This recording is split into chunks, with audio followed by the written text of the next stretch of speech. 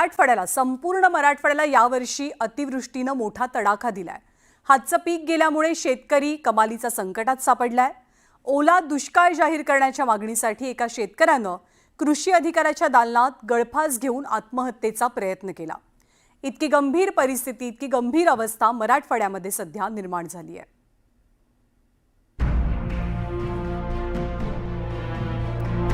काही राहिलेलं आहे सोयाबीन मध्ये आणि तुरीची परिस्थिती तशीच व्हायला लागलेली आहे। जसं सोयाबीनचं झाड झालंय तसंच या तुरीची पण परिस्थिती तशीच आहे। पिकाचे नुकसान एवढे झाले सर की सोयाबीन त्याचं पूर्णतः पिकाचं नुकसान झालंय। पूर्ण शेतामध्ये पाणी साचलंय। मुसळधार पावसामुळे शेताचं तळ झालंय। सर्व पिकं आडवी झाली आणि छोट्या मोठ्या सगळ्या नद्यांना पूर आलाय। या सर्व आपत्तीमुळे शेतकरी खचून गेलाय। मराठवाड्यात तर पहिल्यांदाच प्रचंड पाऊस झालाय। छत्रपती संभाजीनगर जिल्ह्यातील सिल्लोड तालुका अवर्षणग्रस्त म्हणून ओळखला जातो। मात्र यंदा तालुक्यात जोरदार पाऊस झाल्यामुळे नदी नाल्यांना पूर आलाय। केळणा नदीला पूर आल्यामुळे शेतीचं नुकसान झालंय।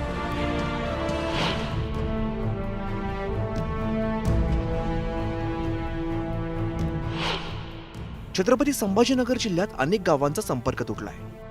खरीप हंगामाची पिकं पाण्याखाली गेली आहेत। कापसाचं पीक हातचं गेल्यामुळे शेतकऱ्यांच्या चिंता वाढल्यात। तर 4 दिवसापासूनच्या पावसामुळे मूग, बाजरी, भुईमूग ही हातचा जाण्याची भीती निर्माण झाली आहे। पैठण तालुक्यातील पाचोडचा संपर्क तुटलाय। नदीकाठच्या नागरिकांना प्रशासनाकडून सतर्कतेचा इशारा देण्यात आलाय। 7-8 दिवसापासून पावसाने जो थैमान घातलाय त्या थैमानामध्ये शेतकरी पूर्ण हातबल झालाय। पिकाचे नुकसान एवढे झाले सर की सोयाबीन त्याचं पूर्णतः पिकाचं नुकसान झालंय। पूर्ण शेतामध्ये पाणी साचलंय। हातातोंडाशी आलेला घास हा शेतकऱ्याचा हिरावलेला आहे। अतिवृष्टीमुळे संकटात सापडलेले शेतकरी सुभाष पडिले यांनी अहमदपूरमधील तालुका कृषी अधिकाऱ्याच्या दालनात गळफास लावून घेण्याचा प्रयत्न केला। अतिवृष्टीग्रस्तांची बोगस यादी बनवणाऱ्यांवरती कारवाई आणि ओला दुष्काळ जाहीर करण्याची मागणी सुभाष पडिले यांनी केली आहे। लातूर जिल्ह्यातल्या औसा तालुक्यात अतिवृष्टीमुळे ओढ्याला पूर आल्यामुळे वाहतूक ठप्प झाली होती। शेतात पाणी साचल्याने सर्वच पिकं धोक्यात आली आहेत। बीड जिल्ह्यात मागील 10 दिवसांपासून प्रचंड पाऊस सुरू आहे। त्यामुळे नागरिकांचे प्रचंड हाल देखील होत आहेत। त्यातच मध्यरात्री पुन्हा अतिवृष्टी झाल्यामुळे शेतकऱ्यांच्या सर्व अपेक्षा संपुष्टात आल्या।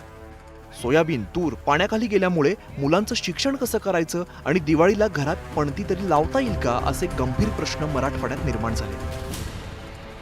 आज पूर्ण परिसरामध्ये एवढा भयंकर पाऊस झालेला आहे। त्या पावसाने सोयाबीनची परिस्थिती बघा ही कशी झाली। या सोयाबीनला कोंब आलेत। हे बघा ही सोयाबीन पाठीमागं बघा पूर्ण सोयाबीनमध्ये पूर्ण तुरीमध्ये ह्या 2 एकरमध्ये एवढं पाणी साचलेलं आहे भयंकर।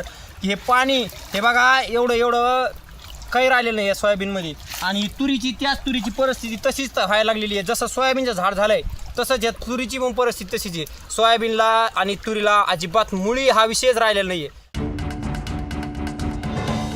जालना जिल्ह्यात ही अतिवृष्टीनं कहर केलाय। अंबड तालुक्यातील सुकणा नदीच्या पुराचं पाणी शेजारील शेतांमध्ये गेल्यामुळे मोठं नुकसान झालंय। पहाटे ढगफुटीचं दृश्य पाऊस झाल्यामुळे नदीला पूर आलाय। तर जालना शहरातल्या गायत्री नगर भागातील अनेक घरांमध्ये पाणी शिरलं। मराठवाड्यातील तळ्यांमध्ये नसेल इतकं पाणी शेतामध्ये साचलंय। मात्र या साचलेल्या पाण्यामुळे शेतकऱ्यांचं भविष्य, त्यांच्या मुलांचं शिक्षण, सण आणि उदरनिर्वाहाचे मोठे प्रश्न निर्माण केले। शेतकऱ्याचे हाल, बाहेर निघा, हे बघा। आता यावरती उत्तर आहे ते सरकारकडून मिळणाऱ्या मदतीचं आणि याच मदतीची आता मराठवाडा प्रतीक्षा करतोय। Bureau report, news 18 Lokmat. तर सोलापूर जिल्ह्यातल्या बार्शी तालुक्यामधल्या भोगावती नदीला पूर आलाय।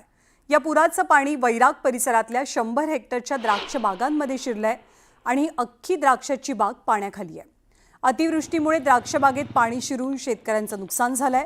या द्राक्ष बागेतनं आढावा घेतलाय माझे सहकारी विलास बडे यांनी।